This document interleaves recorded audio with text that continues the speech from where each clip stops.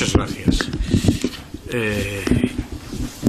Gracias al señor secretario de Estado también por su comparecencia en el día de hoy, aunque debo decir algo que probablemente es algo de lo que él tiene conciencia. Usted no nos ha dicho prácticamente nada. Lo que no sé es por qué. Porque interpreto que este documento habrá sido estudiado por las autoridades españolas.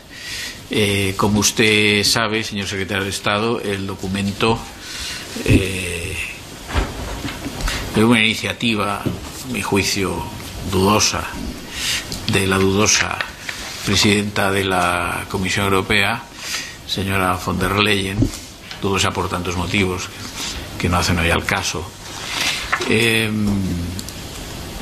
El documento ha tenido una acogida que en términos taurinos podría calificarse de división de opiniones.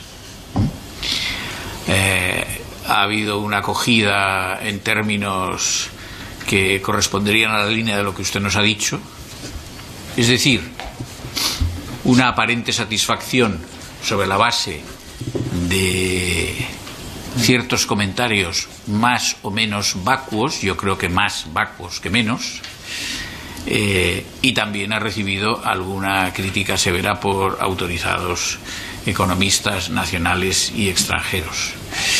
¿En qué se han dividido las opiniones? Pues se han dividido esencialmente en los puntos siguientes. En primer lugar, se ha dicho por los críticos del informe que el informe es reincidente en errores pasados. ¿Cuáles son esos errores pasados? Pues los errores pasados son, en opinión de tales voces críticas, errores consistentes en apelar a una política de endeudamiento en términos de importe equivalentes, como ya sabemos porque esto se ha leído en la prensa incluso generalista, en términos de 800.000 millones de euros anuales, con programas en ejercicios consecutivos semejantes al programa de fondos de Next Generation EU, que se constituyó y se decidió así con motivo de la epidemia, que importaba 750.000 millones de euros, que va a tener que ser amortizado por principal e intereses a partir del año 2028 y que lo previsto es que su amortización final terminará en el año 2058, es decir, 30 años de endeudamiento. Yo aunque pueda resultar pesado, porque muchos de los vocales de esta comisión ya me han escuchado, creo en alguna ocasión, más de una, sobre esto, vuelvo a destacar que este tipo de política, que puede explicarse en una situación de una crisis que no es previamente una crisis cíclica ni nada semejante, sino que es una crisis como su propia causa impone, una crisis de naturaleza coyuntural o circunstancial, como fue la de la epidemia, pues se puede explicar, no digo justificar totalmente, en realidad supone un endeudamiento metageneracional en el que la amortización y el importe de la deuda son arbitrarios. ¿Por qué son arbitrarios? Porque para un endeudamiento de esa magnitud lo que procede estudiar en un manejo no ortodoxo, ni siquiera es un manejo elemental de lo que sean las finanzas, es saber si va a haber capacidad de repago. Y en el caso de los Estados, para saber si va a haber capacidad de repago respecto de lo que se deudas, lo que es preciso es saber cuál va a ser su crecimiento económico y cómo va a crecer el PIB. Claro, si esto supone que para un endeudamiento de 30 años en la amortización hay que examinar o hay que hacer una prospectiva del crecimiento del PIB a 30 años, pues cualquier economista renuncia a hacerlo porque carece totalmente de rigor. Es una decisión política con una apariencia técnica, o una decisión política que se articula haciendo uso de un expediente o instrumento técnico sin rigor. Y el señor Draghi lo que propone es lo mismo, pero lo mismo como una constante.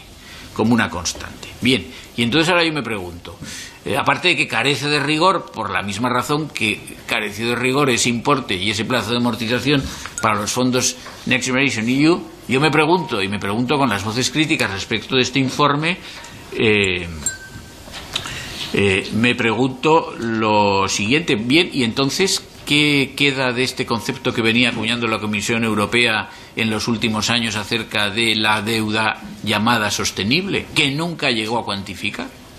Tampoco. Pues no lo sabemos, porque si a la deuda sostenible o a la deuda deseablemente sostenible ahora le añadimos un endeudamiento como este, de esta magnitud, porque lo dice el señor Draghi, pues entonces supongo que la Comisión Europea tendrá que revisar todos esos estudios previos y renunciar al concepto de deuda sostenible. ¿Significa esto que la deuda sería insostenible? Pues evidentemente sería insostenible, porque si es insostenible ya en los índices que tenemos actualmente, pues lo será con mayor motivo si esa deuda se incrementa. Bien, una segunda consideración de naturaleza crítica por parte de quienes han abordado el estudio de este informe es su simplicidad. Yo voy a leer aquí, por ejemplo, lo que ha escrito el jefe de estudios de una importante entidad bancaria española. Dice que tanto Draghi, también se refiere al informe Letta, destacan que el tejido productivo europeo sufre un relevante déficit de tamaño en comparación con sus competidores globales. Se refiere a los Estados Unidos y a China, principalmente a los Estados Unidos, que es sobre el que el informe construye un eje director en términos de comparación. Dice: las empresas europeas tienen un menor tamaño medio y son menos dinámicas que las de los Estados Unidos. Bien, gracias, constatación de un hecho. Esto no es ninguna medida. Claro, hay que saber cómo se va a corregir esta diferencia, que es una diferencia al final competitiva con la economía norteamericana. Y entonces el autor de este informe, cuyo nombre voy a omitir porque lo estoy criticando, dice luego en el texto, dice: al aumentar su tamaño pueden aprovechar las economías de escala, se refiere a las empresas, para distribuir costes fijos elevados sobre mayores ingresos y otras ventajas como la adopción de nuevas tecnologías, la disponibilidad de mayor capital humano e intangibles, el acceso a mejores condiciones de financiación o la estabilidad por la diversificación en diferentes mercados. Muchas gracias. O sea, si ahora aquí resulta que un instrumento novedoso pueda ser acudir al concepto de economía de escala, pues ustedes comprenderán que esto también es tanto como no decir nada. Entonces, claro, el señor Draghi compara la fortaleza de la Unión Europea como competidor global con la de los Estados Unidos y concluye que es muy inferior.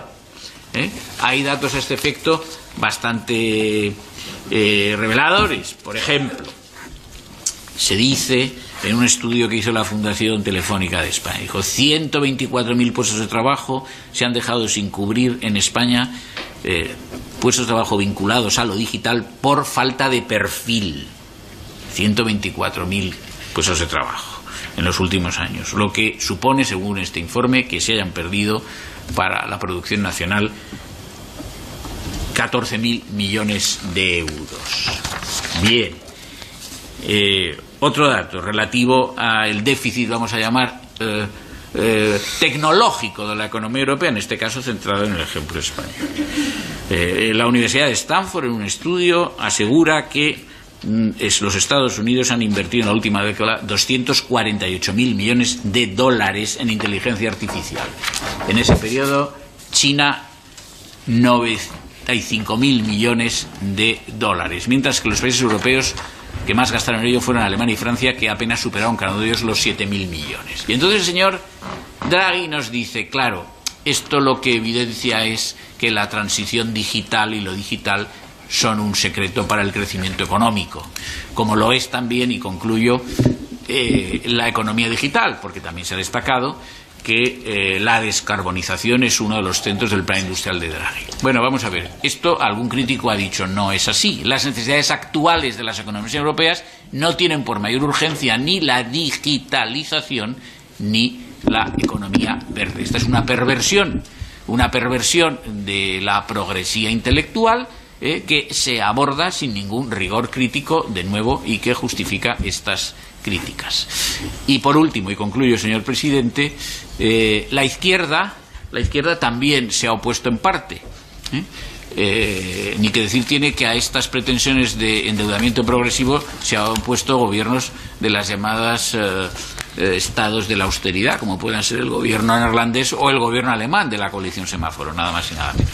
Pero la izquierda, ¿qué ha dicho? La izquierda lo que ha dicho es que verdaderamente si hay una ejecución, es decir, una sección definitiva de lo que sean las políticas de austeridad, pero que no hay una suficiente atención a la economía social o a la voluntad redistribuidora que puedan tener los Estados. Todo ello nos hace concluir que el informe no puede merecer ninguna calificación satisfactoria, y lo que me sorprende mucho es que el gobierno español esté a la vista de lo expuesto en mantillas sobre este particular. Nada más, muchas gracias.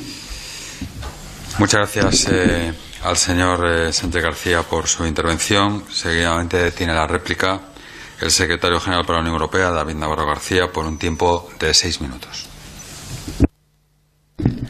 Muchas gracias, señor presidente. Muchas gracias de nuevo a su señoría por su intervención. Quería comentar, porque como ha mencionado varias veces al secretario de Estado, el secretario de Estado se encuentra hoy en Bruselas en el Consejo de Asuntos Generales. Yo soy el secretario general. Lo siento, perdón, ha sido un lapsus. No, solamente por aclarar que el secretario de Estado hoy no ha comparecido. Yo respondo a esta pregunta oral. Él está en el Consejo de Asuntos Generales en Bruselas, que se celebraba hoy. Respecto a cuestiones que ha destacado usted en su intervención, si me permite, en primer lugar, respecto a cuál ha sido la acogida del informe Draghi. Bueno, yo querría recordar que los líderes europeos en la declaración de Budapest, en la última reunión informal de jefes de Estado y de Gobierno en Budapest, reunión sobre el nuevo Pacto Europeo de Competitividad, adoptaron esta declaración el 8 de noviembre y en esa unánimemente acogían con satisfacción tanto los informes Letta como el informe Draghi. Que dos informes que describen los retos críticos, formulan recomendaciones orientadas al futuro, y eso se destaca en la declaración de Budapest, que, como digo, fue adoptada unánimemente por todos los Estados miembros.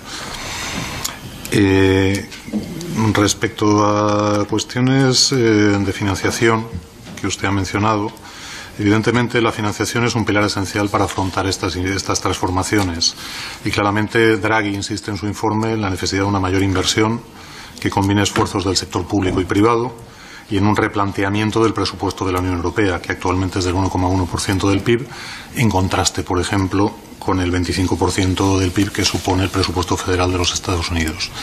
Eso claramente implica, siguiendo el informe Draghi, que hay que reflexionar sobre nuevos instrumentos financieros, sobre recursos propios, siguiendo, por ejemplo, el ejemplo de los fondos Next Generation, o menciono lo que dijo el propio ministro Ereu en el Consejo de Competitividad de septiembre. El reto implica adoptar medidas para que la Unión Europea pueda mantener su esfuerzo inversor más allá del año 2026, en la fecha de finalización de los planes de recuperación y resiliencia.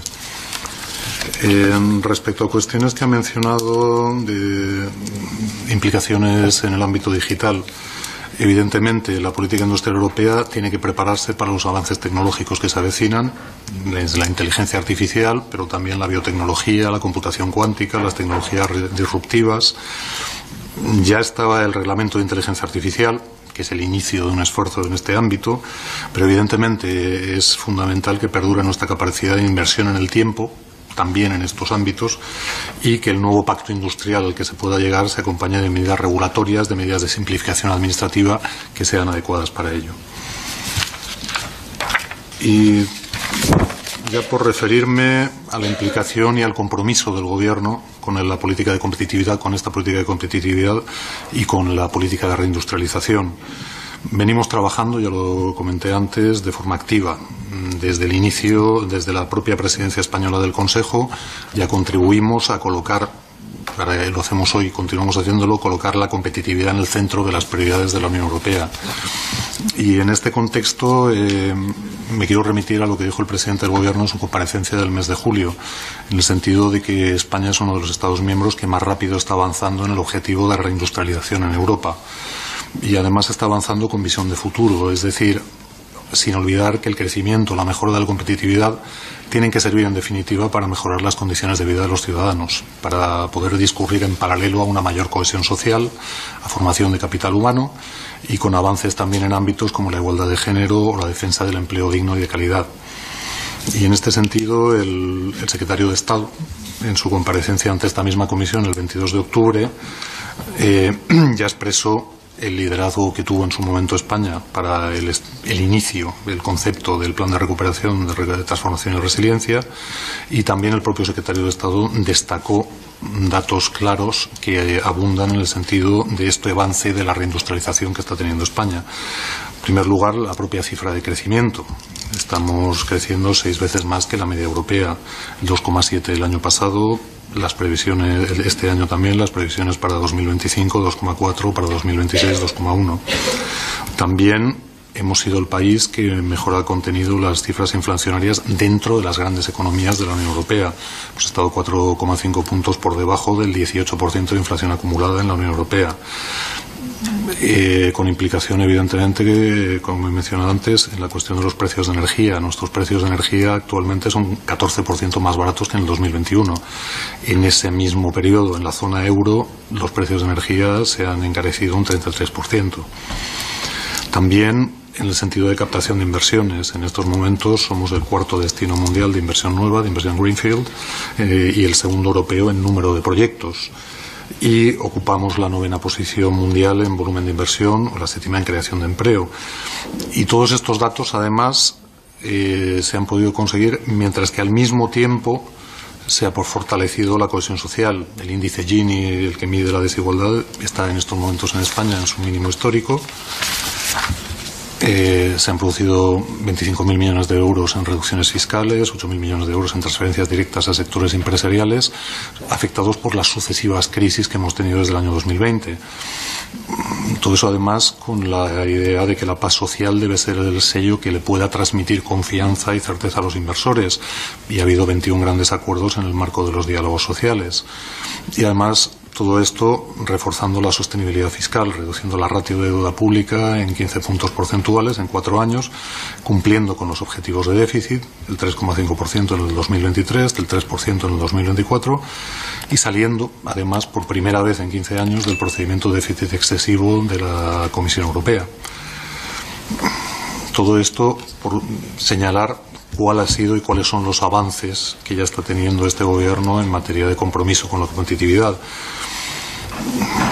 Como valoración final, y volviendo ya de cara al futuro, este proyecto de la competitividad para el Gobierno, el informe de Draghi, es una herramienta buena para el análisis, para la reflexión, que va a permitir seguir contribuyendo a la apuesta por una unión más competitiva. Da una hoja de ruta clara para avanzar hacia el crecimiento sostenido, hacia la mayor resiliencia económica, hacia una unión más integrada en el escenario global y, además, vuelvo a decir, refiriéndome a la acogida que ha tenido, todo ello está en línea con las prioridades estratégicas actuales que tiene la Comisión, que tiene el Consejo Europeo y con las que el Gobierno de España tiene un compromiso firme. Muchas gracias.